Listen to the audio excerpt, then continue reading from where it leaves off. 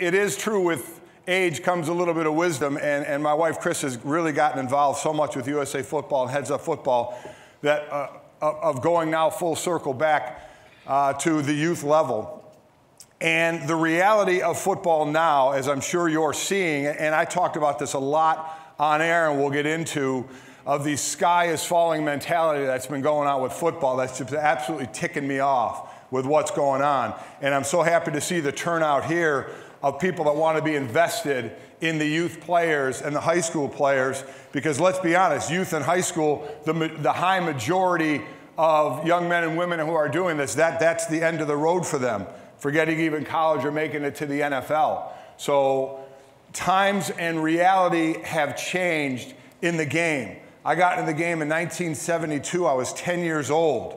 And there were, even at 10 years old, back then, it was the no water. You know, if you drank water, you weren't considered tough. It was long, meandering practices. You know, that's how it worked in high school. We had the 3-a-days all in pads. And I know, and listen, I know with change comes some resistance. And I know there's probably a lot of people that want to resist it a little bit. Because that's the way I was brought up, and now coming full circle with coaching my kids in the Little League and then backing away in high school. The realities have changed. We're seeing it. And you can either run from them or embrace them, or maybe they're somewhere in the middle as well.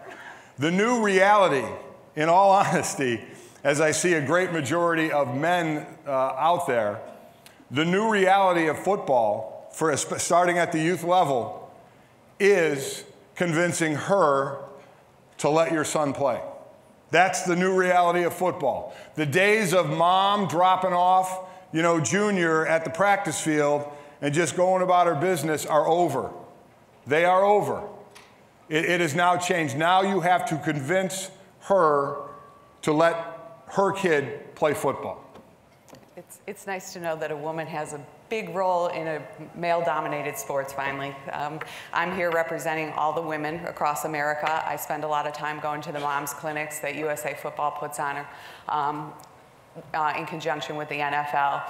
And really my role is, I think, is to represent all the moms out there, and also to touch base with the moms out there and hear what they're hearing on the practice fields, on the sidelines.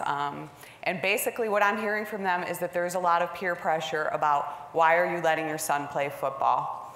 And really, I go out there not to try to convince moms to let their sons play football, but to educate them and give them the best information that is out there and available with regards to the sports and the changes that are happening, and let them decide. I think it's a very personal family decision, and families have to do what's best. But I always encourage moms not to make their decision about their sons playing football based on fear. Fear of what they hear, fear of what could happen, fear of what, you know, they're feeling. Because after all, it's about what the kids want to do.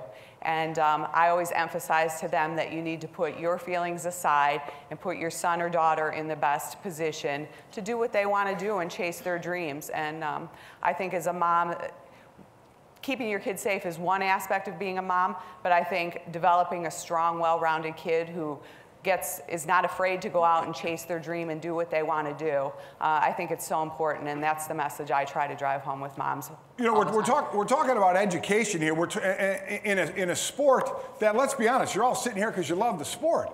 We love the sport. Mm-hmm. It's a great sport. And what it does for these kids that grow into young men, that grow into adults, starting at the level you all are coaching, the responsibility is a lot on your shoulders, and of where we were, again, and where we're going. Nobody has a bigger impact, I think, on our kids, besides us, than their coaches. I mean, you spend the most time with our kids, so it matters who's coaching our kids. And I think as moms, that's the one of the good things that comes from the Heads Up program, is that coaches are certified, and we get peace of mind as mothers by knowing who's spending the most time with our kids.